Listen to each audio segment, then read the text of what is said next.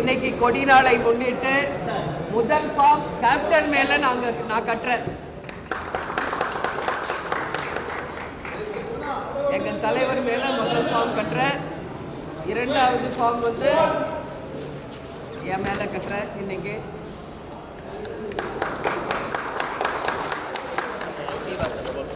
சென்டருக்கு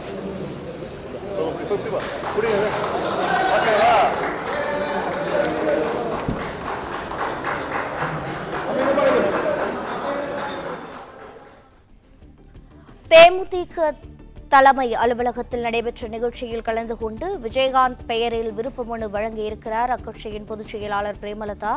அண்மை செய்தியாக பார்க்கிறோம். இது பற்றிய மேலும் விவரங்களை செய்தியாளர் முனாஃப் வழங்கிட கேட்கலாம். முனாஃப் வணக்கம். மேலும் தகவல்களை பதிவு செய்யுங்கள். 2026 ஆண்டு சட்டமன்ற தேர்தலில் போட்டியிட மறைந்த தேமுதிக நிறுவன தலைவர் விஜயகாந்த் பேரில் அக்கட்சியின் பொதுச் செயலாளர் பிரேமலதா விஜயகாந்த் இன்று விருப்ப மனு வழங்கியிருக்கிறார்.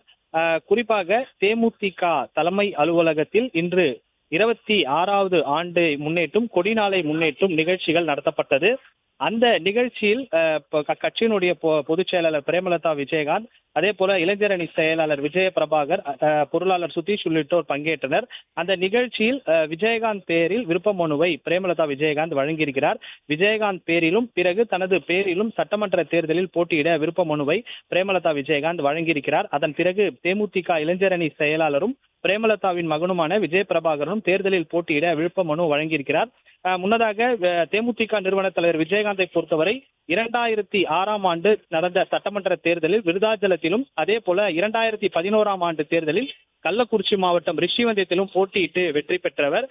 கடந்த 2023 ஆண்டு டிசம்பர் மாதம் விஜயகாந்த் மறைந்த நிலையில் அவரது பேரில் விருப்ப மனுவை தேமுதிகவினுடைய பொதுச் செயலாளர் பிரேமலதா வழங்கியிருக்கிறார்.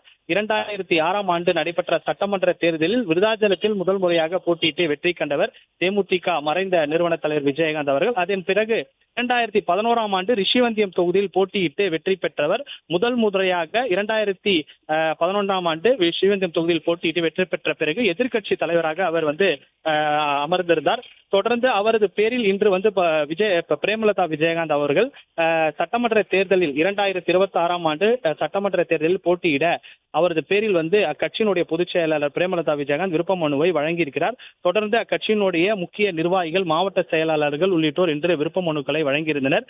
தேமுதிகவினுடைய 26வது ஆண்டு விழாவை முன்னிட்டு இன்று தேமுதிகவினுடைய கட்சியின் அலுவலகம் கோயம்பேட்டில் இருக்கக்கூடிய தேமுதிக கட்சியின் அலுவலகத்தில் கொடிநாள் விழா வெகு விமரிசையாக கொண்டாடப்பட்டது. அந்த கொடிநாள் நிகழ்ச்சியில் தான் பிரேமலதா விஜயகாந்த் தனது கரவனும் தேமுதிக நிறுவனமான விஜயகாந்த் பேரில் இந்த தேர்தலில் போட்டியிடுவதற்கு விருப்ப மனுவை வழங்கியிருக்கிறார்.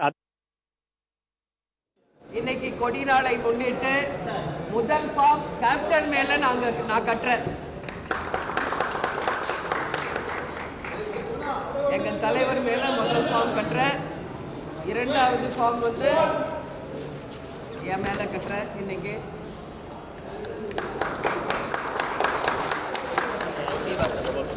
சென்டருக்கு